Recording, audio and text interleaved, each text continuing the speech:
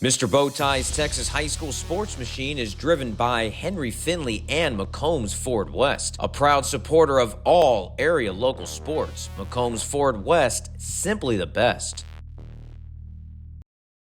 Hey folks, Mr. Bowtie here. Keep banging home that red subscribe button on your screen so that way you can stay up to date on all the great local sports coverage that TV and radio refuse to cover. Thank you so much and enjoy the show.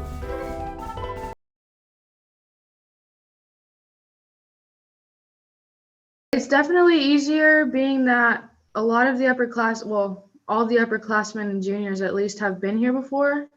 So we're able to help them with the crowds. I mean, being from such a small town, we don't know what it's like to see that many people at our games and everything. So we're there just to calm them down. Like, it's not a big deal. Like, we've been here before, so it's easier to help them.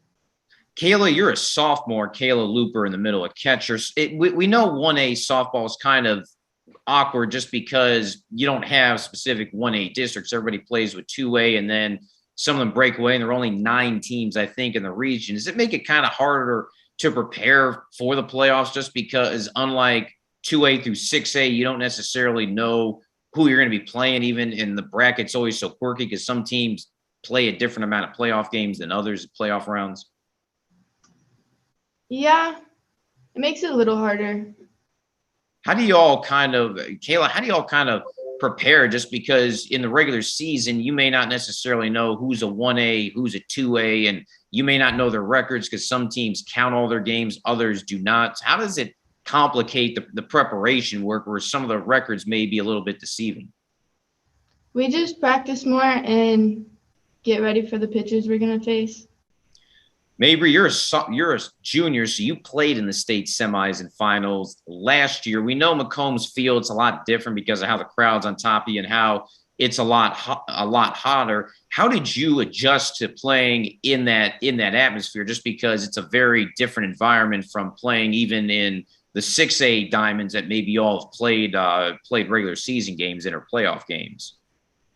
Well, at first it's a little intimidating because it's so much louder and you just feel like everyone's looking right at you. But once the game gets going, it's a lot easier to kind of feed off the crowd and use their energy to your benefit because you're there to have not only just compete, but have a good time and enjoy what you're doing, because we play a lot better when we're having fun. So we try and not let that aspect stress us out too much and just like go with it. Marissa, you've played in this. This will be your third time in the to play in the semis, and it would be the third time in the finals if you all advance. How long did it take you to get adjusted and comfortable to the situation? And I guess, were you able to take advantage even your first time there when 1A softball was still relatively new and you had a lot of teams that probably were not used to playing in the state championships regardless of the sports? My freshman year, actually, I was not nervous at all. I think that's hilarious. I was so excited to be there. It was the coolest thing I've probably ever done in my life. The only hard part is how loud it is. Like, you cannot hear each other on the field. You're just mouthing words. It's just a constant buzz. And so this year is probably going to be the hardest for me, being that, I mean, this is it. I don't get any more chances after this, but that is not going to be like the crowd and the noise is not what's going to make it hard. It's probably just going to be that this is my last time, no matter what.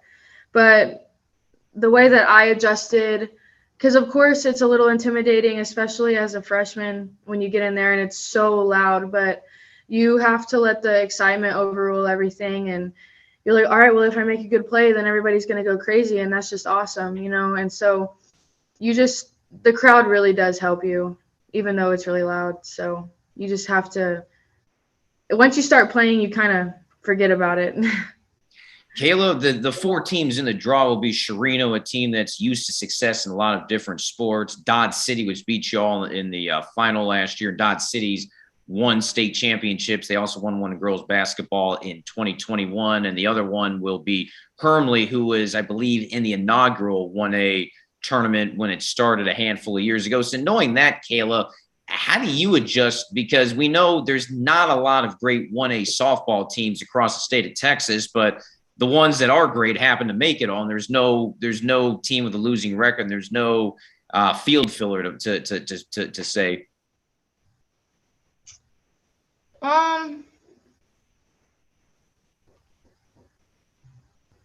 Got you crossed up there on a Yeah. well, dealing with the fact that really the two teams that people thought could knock you all out happen to be there in Dodd City and Hermleigh. How do you adjust to where now you're playing the teams that are going to matter in a state championship instead of the rounds in Region 4 where you were playing teams with losing records that you all were heavily favored to win? It's kind of like we're kind of scared, but we feel like we're prepared enough to be able to have a competition with them. And I want to win.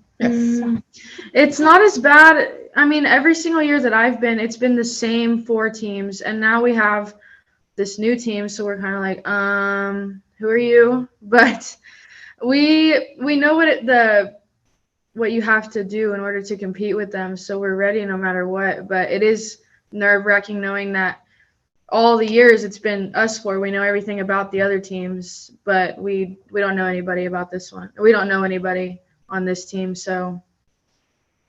Yeah, about the only team that did not make it that I think a lot of people were expecting was Gale Borden County. They were knocked out in the early rounds. Mabry, I want to ask you, because in most playoffs, regardless of the sport, you see all the first 5 rounds. You kind of get a chance to do some research. You get to see district champions. You get to see all of the top teams. But in softball, with only 52 in the draw and only 9 in your region, it's just kind of awkward where you have so many teams with buys. You have so many teams that it's hard to figure out how do you get a read on some of these teams going through the playoffs, even though now it's going to be easier with knowing the Final 4.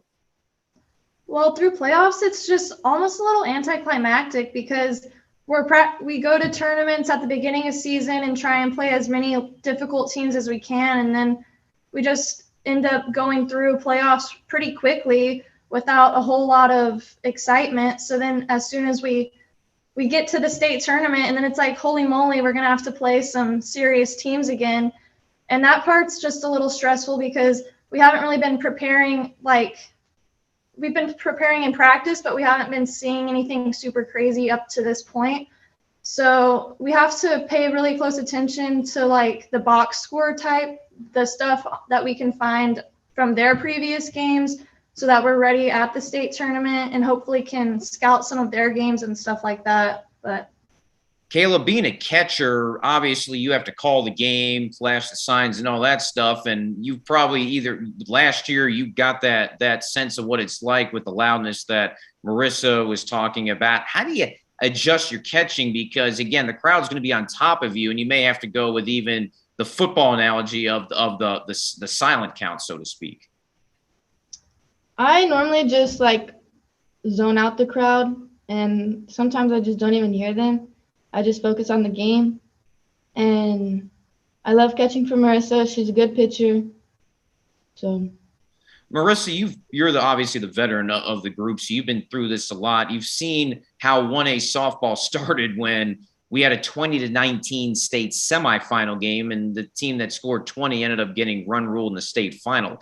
How have you noticed 1A, at least maybe in the semis and finals, how it's at least gotten better instead of just having teams that are 9-13 or 10-16, but there's actual teams there that have shown why they belong? Or how have you seen the tournament change over the years through your experience, and even when you were in junior high before you got to high school?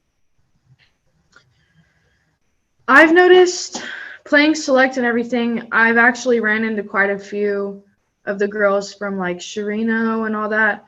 And I honestly think that more girls are starting to play select. And obviously that really helps the teams. And like we're talking about, playoffs is just so awkward. I mean, we play really awful teams in the playoffs sometimes, and it's unfortunate. But the teams that end up at the end of the season, I see a lot of select girls and everything. So my guess is that girls are starting to play more select nowadays, and so that really helps out the high school teams. Kayla, baseball and softball, those players are all known as creatures of habit. We're used to playing multiple games a week. You're used to going round by round, Thursday, Friday, Saturday. But in 1A, it's kind of stop and go because you get bye weeks because there's some districts that don't have enough teams. And now you have the bye week between the state quarterfinals and the Final Four. Do you see that as an advantage because it gives you more time to prepare, or is it a disadvantage because you guys would rather be playing this week instead of having a week and a half off before your semifinal? I think it's a disadvantage because then we get lazy and we're not ready for it. But as long as we keep practicing, I think we're going to be good. Mabry, Marissa, I'll throw the same question out to y'all. I like just kind of the go, go, go. Like I like whenever I feel like you carry the energy through better whenever you're getting to play more often. But when you have these breaks, it's kind of like maybe a little sluggish in between. Not really that we aren't ready for it, but just because it takes so long to get to the next round that you're like the anticipation of getting there kind of stinks. But I think it's a huge disadvantage because in practice, you can only simulate so much as if you were in a game. I mean, in practice, we're always doing situations and having girls be base runners and everything. And it's nothing like what happens in a game. And I think in the long run, it hurts you because, I mean, obviously a game is so much different than simulating a game in practice. I mean, you can never get the same feeling as if you're in a game, and not even like the nerves and the excitement. It's just the way everything plays out. I mean, you can't get near it enough. So I think that bye weeks are actually really dumb. I want to throw a question out there to each one of y'all, where we know for D'Hanis, I think y'all had 25 wins this year, which was right at the top for 1A schools. But there's been a lot of people that have been saying, well, there's not enough teams that play 1A softball. You really don't have a good tournament, and that the 1A should stay in with the 2As. I'm just curious your thoughts on that, just because there's the advantage of if there's not as many teams that aren't as good, it's an easier run to win a title. But at the same time, in 2A, there's probably a lot better competition that could knock you out. But if you get to the state semifinals, then you feel really competitive. I want to throw that out there. Do y'all like the format of having 1A with only 9 in the region and 52 in the draw, or would you prefer to be in 2A where you have a more traditional 128-team tournament? I honestly don't mind both because to begin with, like at the beginning of the season, we'll go to a 4A tournament or something. And then on through regular season and before district starts, I mean, we're playing big schools. We're playing, like we played Hondo and Divine. I mean, they're 4A, and then we'll play 2As and 3As. And didn't we even play like a 5A? We played Feast. yeah. And yes, they're a home school, but Feast is big. And it's just basically a select team. And that was probably playing them twice. Those were probably our 2 best games of the season. Those games are just so much more exciting too. Mhm. Whenever we're playing good competition, we raise our level of play too. And it's just a lot of fun whenever we're getting to see a lot of that action, because Marissa is such a good pitcher that sometimes our defense doesn't get as much opportunity for practice because some teams struggle to hit off of her. Mhm. But so like during playoffs, I think it would be a lot more exciting to play with bigger schools, but I also can see how it would stink getting knocked out sooner, but also to make it against bigger schools would be really rewarding. So I see both aspects. And like people say it's easier to win in 1A, but they also forget that if you're bigger, yes, the competition's better, but you have more people to pick from. I mean, we take who we can get in 1A. And that's what makes it kind of special. I mean, 1A is like the definition of finding hidden gems. Like you find players that you're like, oh my gosh, like where did you come from? And you could never have guessed that they were going to be good.